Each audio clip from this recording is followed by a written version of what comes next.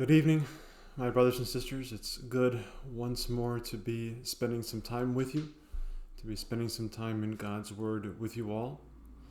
We're going to continue the study that we began last week in the book of Exodus. And to do that, I want to begin with a psalm. In 1 Chronicles chapter 16, we have a psalm of David rejoicing over the works of God.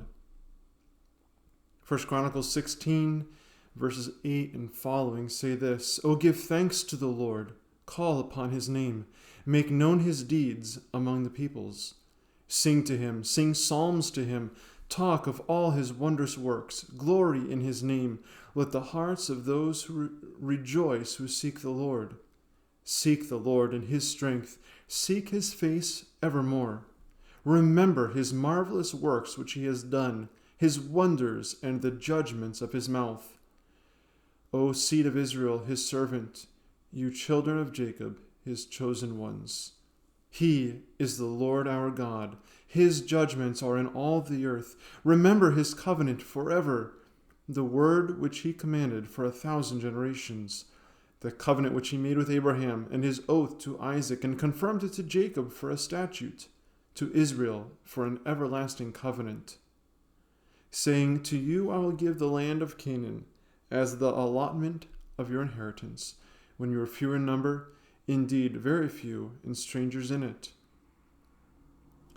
This is a psalm that is worshiping God, adoring God for his wondrous acts, for the way in which God acts in the world. We talk about the way that God acts, the manner that God works in the world. And a word that we often use to describe the working of God in the world is the word providence. Providence is the sovereign working of God through natural means in the world around us. And this afternoon in Exodus chapter 2, we're going to be seeing the providence of God in the preparation of Moses. We're going to see that Moses is a man prepared by God for a certain task. And God prepared Moses through his providence. And we're going to see the importance of the providence of God to our own faith, our own trust in God and his actions. Exodus chapter 2 recounts the birth and the early life of Moses. We already saw the backdrop of the story of Moses. His life was immediately threatened because of the Pharaoh's policy of killing all newborn babies. But we've also seen that God is at work, and God has been demonstrating his covenant faithfulness to his people. Exodus chapter 2 actually tells two stories. One is the account of the events surrounding the birth of Moses, and the other is the account of Moses as a young man. And in these stories, we learn about man's faith in God and God's faithfulness to man. So let's take a look. First of all, we see Moses' early life. Remember the backdrop of the events in chapter 1, verse 22. So Pharaoh commanded all his people, saying, everyone who is born you shall cast into the river, and every daughter you shall save alive. So last week we saw that there is an existential threat to the family of Israel. Let's look now at chapter 2, verses 1 through 10. "And a man of the house of Levi went and took as wife a daughter of Levi. So the woman conceived and bore a son. And when she saw that he was a beautiful child, she hid him 3 months. But when she could hide him no longer, she took an ark of bulrushes for him, daubed it with asphalt and pitch, put the child in it, and laid it in the reeds by the river bank. And his sister stood afar off to know what would be done to him. Then the daughter of Pharaoh came down to bathe in the river, and her maidens walked along the riverside. And when she saw the ark among the reeds, she sent her maid to get it. And when she opened it, she saw the child, and behold, the baby wept. So she had compassion on him, and said, This is one of the Hebrews' children. Then his sister said to Pharaoh's daughter, Shall I go and call a nurse for you from the Hebrew women, that she may nurse the child for you? And Pharaoh's daughter said to her, Go. So the maiden went and called the child's mother. Then Pharaoh's daughter said to her, Take this child away and nurse him for me, and I will give you your wages. So the woman took the child and nursed him. And the child grew, and she brought him to Pharaoh's daughter, and she became her son. So she called his name Moses, saying, Because I drew him out of the water. So just to put a little bit of context in this story as we're reading it here in Exodus 2, we know that Egypt was a very rich nation, has a very proud history. Egypt was the principal world power for millennia. They were the most advanced civilization in the world for a long, long time. And then sometime in about the 17th century, there were descendants of Shem, distant relatives of Abraham, who invaded the country of Egypt and took over the northern part of the country. There was a long period of time in which these foreigners took over the leadership of the land of Egypt. During this time, the children of Jacob continued to live in Egypt, and they grew in number. Finally, the Egyptians were able to drive out these foreigners and reestablish Egyptian leadership. And this happened probably about 50 years before the suffering that we read about last week. We can imagine then that there was a strong nationalist spirit among the Egyptians. And certainly there was a strong effort to forget about the influence of these foreigners who had ruled over them for so long. It's really no wonder that there arose in Egypt a king who did not know Joseph. The children of Israel, though they were not part of these people who invaded, they were distant relations to them. And so they were perceived by the Egyptians as a threat. In fact, that is exactly the fear that was voiced in chapter 1 in verse number 10. We read there last week, Come, let us deal shrewdly with them, lest they multiply, and it happen, in the event of war, that they also join our enemies and fight against us, and so go up out of the land. That fear that is being voiced by the Egyptians is actually the same exact thing that had happened about 200 years earlier with these invaders. And it led to the downfall of Egypt for a time. So there's this nationalist spirit in the air which has led to the oppression of the children of Abraham. And now it seems as though the Israelites will be destroyed. And this is where the story picks up in chapter 2. God is listening. God is paying attention, and God will provide a rescuer. So a man and a woman from the tribe of Levi, they fall in love and they get married. And they had a daughter named Miriam and a son named Aaron. And all of this before that evil plan to destroy all the boys who were born, before that plan was put into place.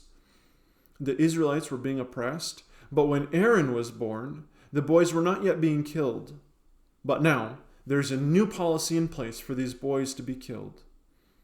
And they had a beautiful son. Now, I'm sure that every mom and dad believe that their son or their daughter is especially beautiful.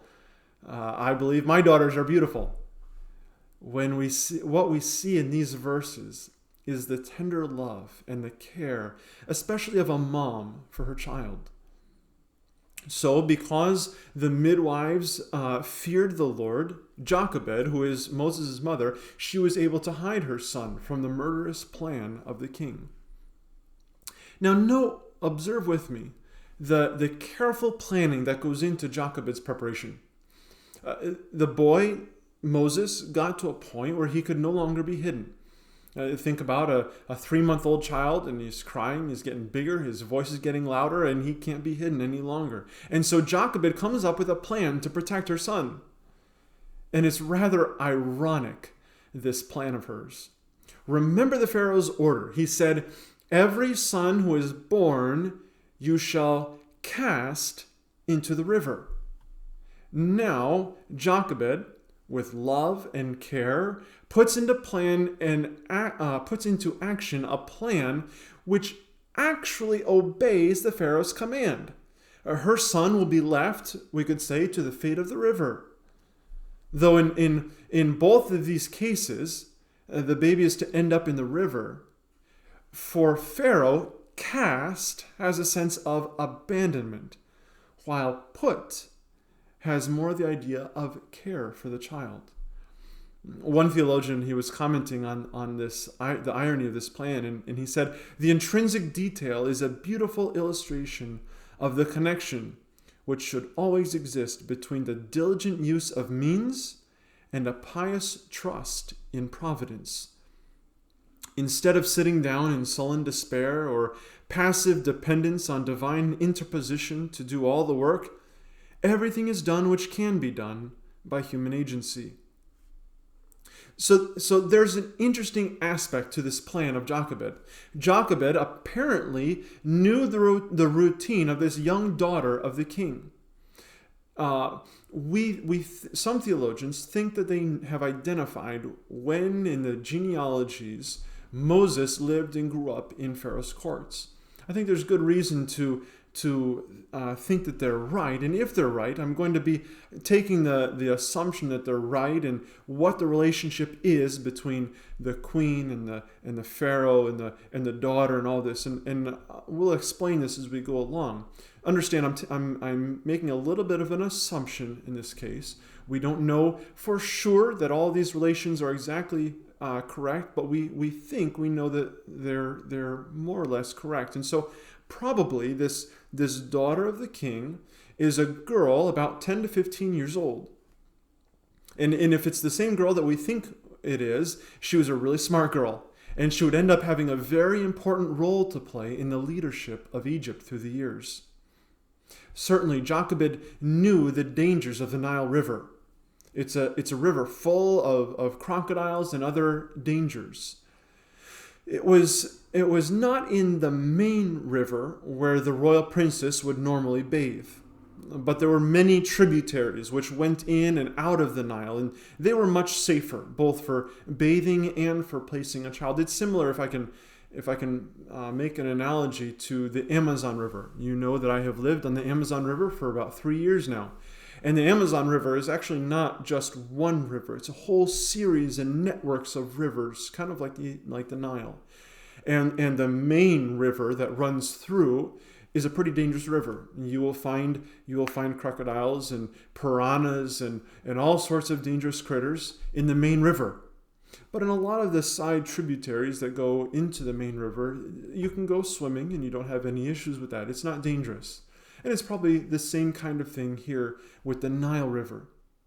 So Jochebed chose a tributary where she knew the princess would find the baby. There was planning in this, and she left the baby to God and to the princess. It's interesting, in Hebrews chapter 11, verse 23, we read something important at this point. Hebrews 11:23 says, "By faith Moses, when he was born, was hidden 3 months by his parents, because they saw he was a beautiful child, and they were not afraid of the king's commands." Notice that it's not Moses' faith that's being commended here. It's the faith of his parents. What Jochebed did was not simply a matter of strategic and careful planning. It was that, but it was also a matter of faith. She trusted that God would provide for her son. And this is an example that we can follow.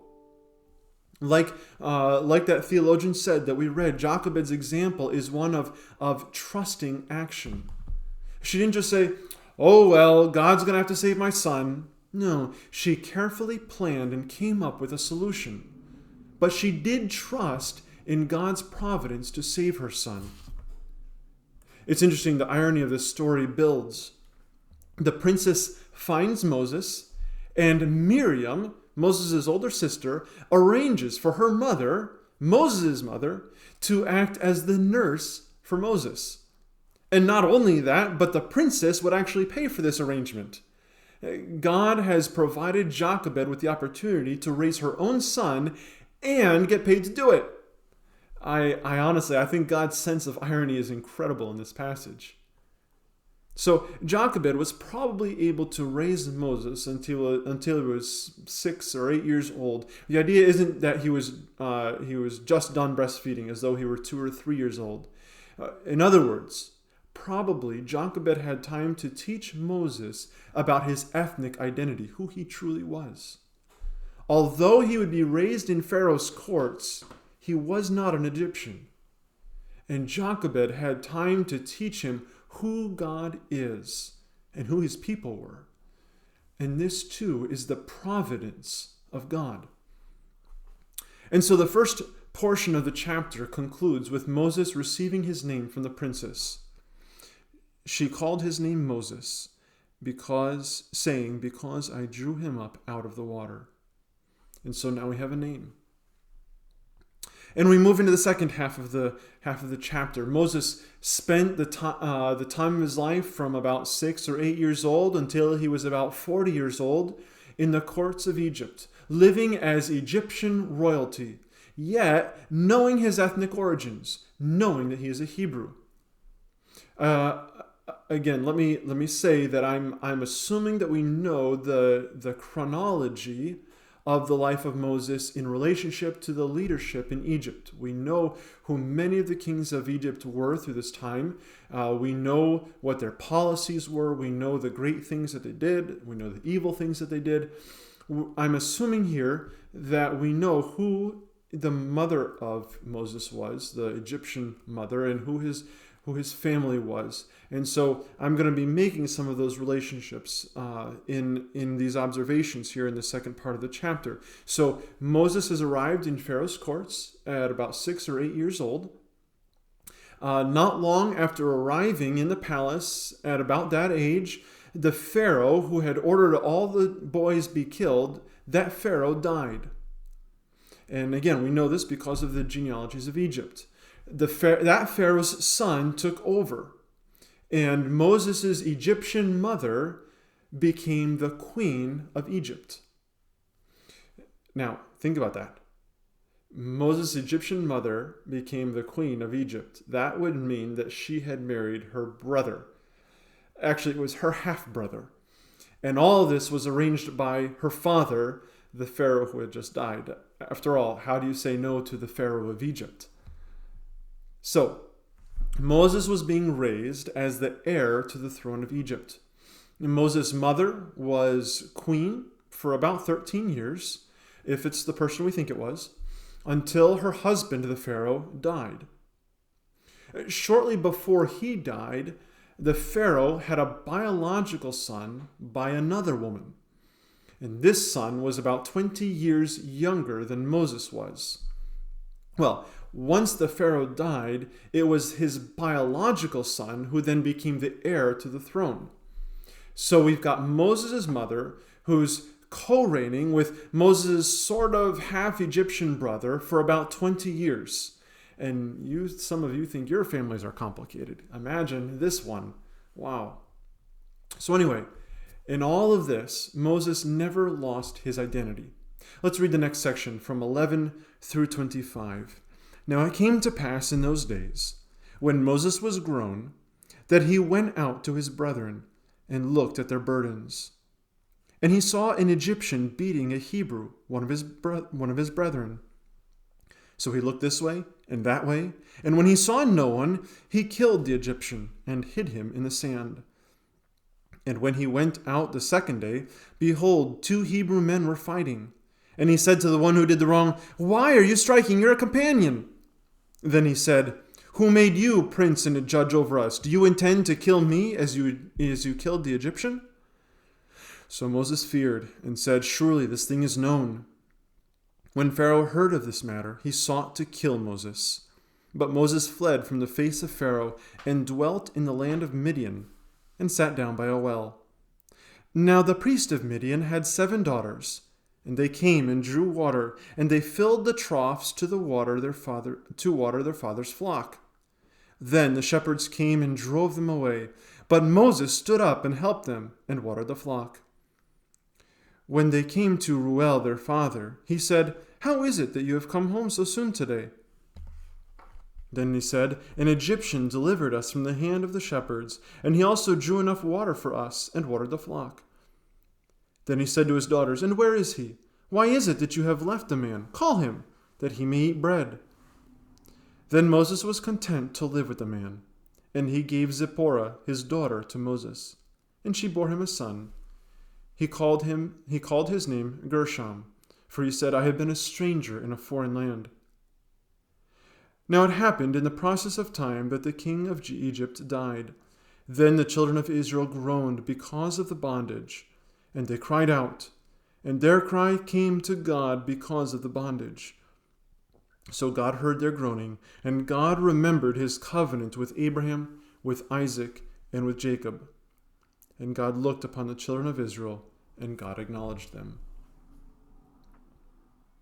It's interesting, in this second part of the chapter, we begin to encounter Moses' moral character.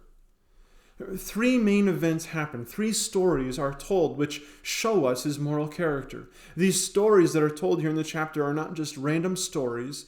They're told for a purpose. Moses wants to show us something specific. And so we're going to learn not so much about Moses' education or whatever else, but we're going to learn about his character.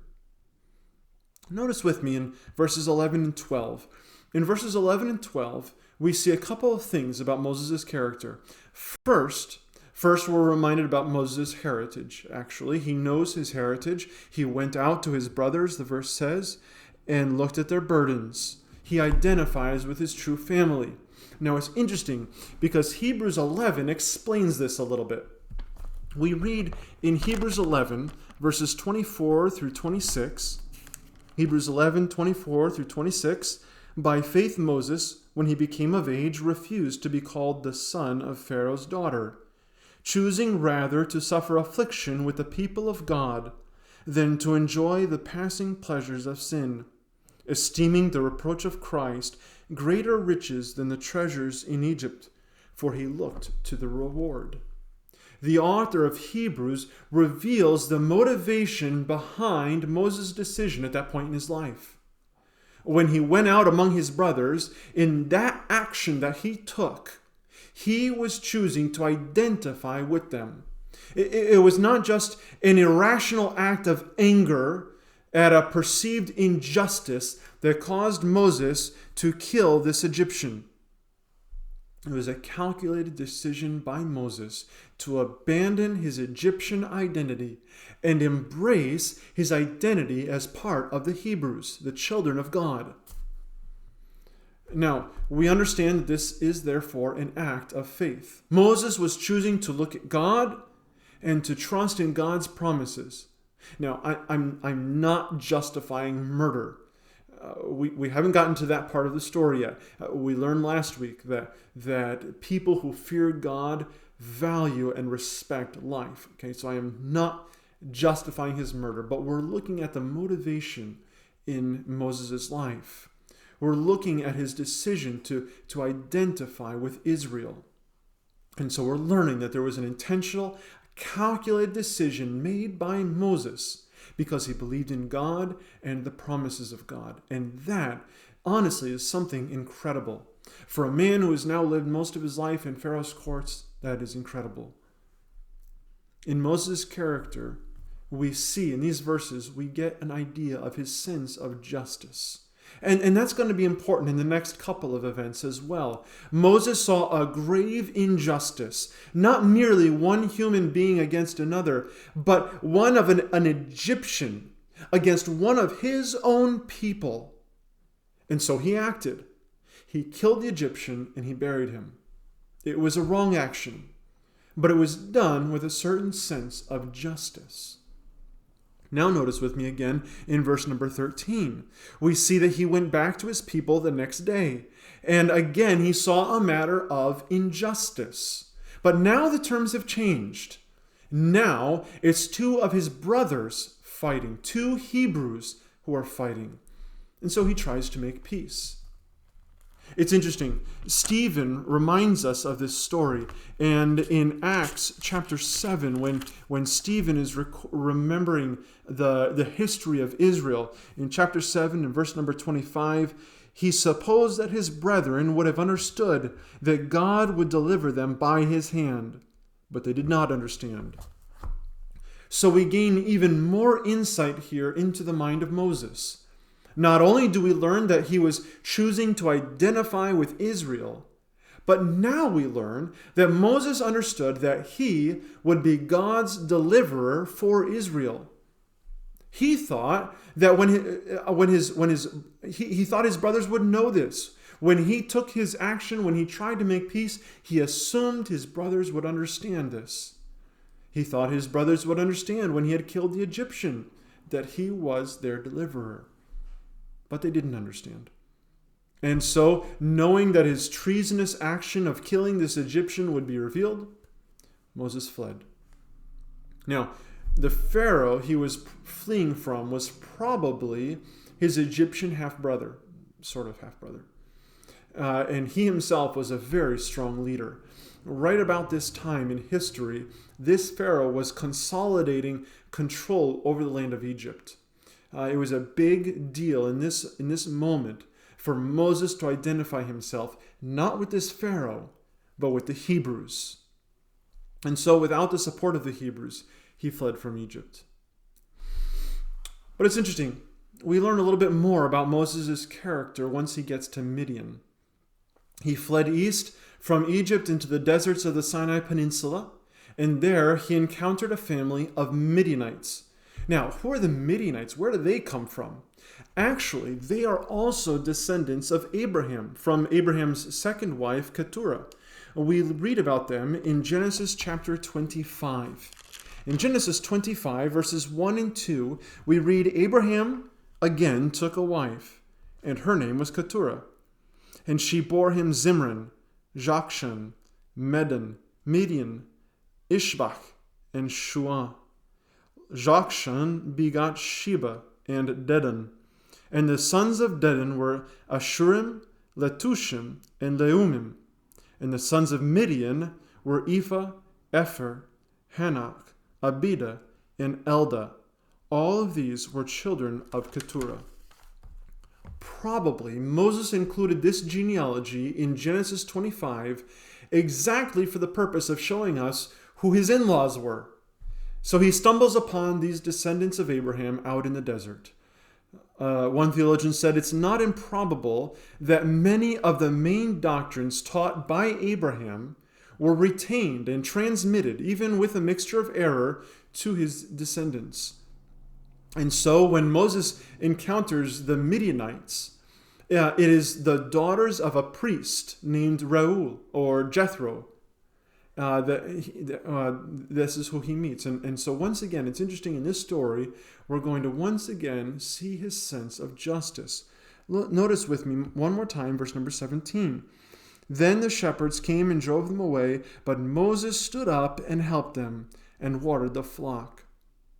Moses once again acts in favor of justice. He defends those who cannot defend themselves. And in this third brief story, we understand that his sense of justice runs deep. For example, in the first story, he was defending a countryman. Indeed, actually, in the first two stories, he was defending his fellow Israelites. But now, here in this story, out in the middle of the desert, he's defending a Midianite, another people completely. Whether it's his own people or another people, Moses' character is clear. He defends the downtrodden. It's interesting, in the character of Moses, we have an example of the character of our God. God is a God who cares for the downtrodden and the weak. He cares for the oppressed. Frequently in the law, we read commands about upholding the cause of the poor and not showing favoritism to the rich because of their wealth. This character trait is such a part of God that James would say in the New Testament, pure religion and undefiled before God and the Father is this, to visit the orphans and the widows in their trouble, and to keep himself unspotted from the world. The cause of the downtrodden is the cause of our God. And following the example of Moses, we ought to show that we also value those who the world sees as valueless. One more observation at this point. Moses had an admirable, even a divine sense of justice, but he didn't always exercise that sense of justice perfectly. Even after he killed a man. As much of an act of justice as it was wrong to kill. But even after this, God was able to take this man, Moses, and form his character and guide that sense of justice until he would be a man who would talk with God face to face. My point isn't to justify murder, but it is to encourage us that when we falter, when we fail in the Christian life, God may still use us. We can still be useful in God's hands. Don't justify your sin. But if you've confessed it, know that God loves you. He hasn't given up on you. And he still purposes to form you and to mature you into a useful vessel. It's interesting, though. There's something else that we see about Moses in the second part of this chapter. Not only do we learn about his character, but we also learn about his roots. Some people are really deeply rooted. They grow up in a certain place and they are from a certain place. That is their identity. Moses was not that kind of person. And this is revealed in verse number 22. She bore him a son. He called his name Gershom, for he said, I have been a stranger in a foreign land. Names are significant. Sometimes when we give our children names, the names that we give them are particularly significant to us. Chloe, for instance, my daughter. Chloe is more than just a pretty name. Chloe means first branch. It's the first branch that comes out of a young sapling. Chloe was our first child, the first branch out of our marriage. Grace, my second daughter, is also significant. Of course, we constantly depend on the grace of God, and God identifies himself as the God who is gracious. He was particularly gracious to us in giving us a second child. We had wanted a second child, and after a lot of waiting, God graciously gave us our second daughter. The name Gershom is significant. It literally means lonely stranger. It's indicative of how Moses saw himself, a lonely stranger. Think with me about Moses' life. He was among the Israelites during his early years, as his mother had brought him up in her own home. He was certainly given the best care, attention, education, and preparedness possible by his mother from a Hebrew perspective, because she knew her time was borrowed time. She would not have Moses for very long, and so she needed to train him in the fear of God so that he would remember his true identity throughout his years in Pharaoh's courts. And not only that, but as a Hebrew who was taught the covenants and the promises of God, he understood that the land of Egypt wasn't his land. He was created among his people, but not in his people's land. And so there's a certain feeling of being out of place. He was then among the Egyptians for 30 years. He spent a number of years as the heir apparent to the throne of Egypt, and he certainly received the best of education from the Egyptians. This means he had learned at least a second language of the Egyptians. His mother, his Hebrew mother, had certainly taught him the Hebrew language, and so now he knows Egyptian as well, and perhaps other languages. He was formally qualified, capable of leading the Egyptian nation before his stepbrother was even born. But this formation was all built on the uneasiness of another identity. He was a Hebrew. This land was not his land, though he was prepared to rule over it.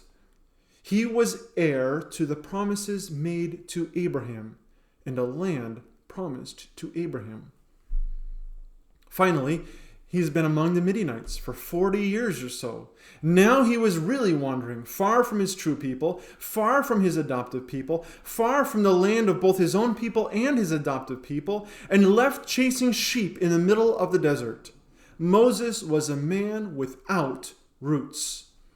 He was a wanderer. No doubt in this wandering we see the providence of God.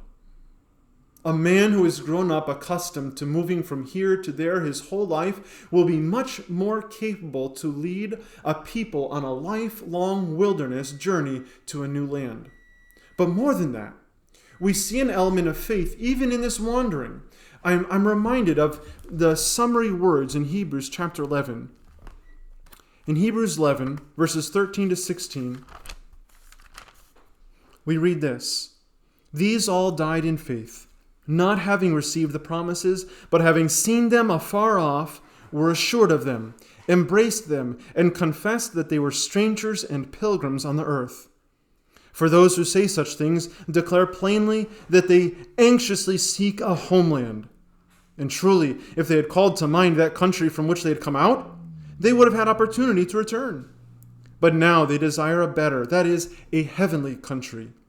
Therefore, God is not ashamed to be called their God, for he has prepared a city for them."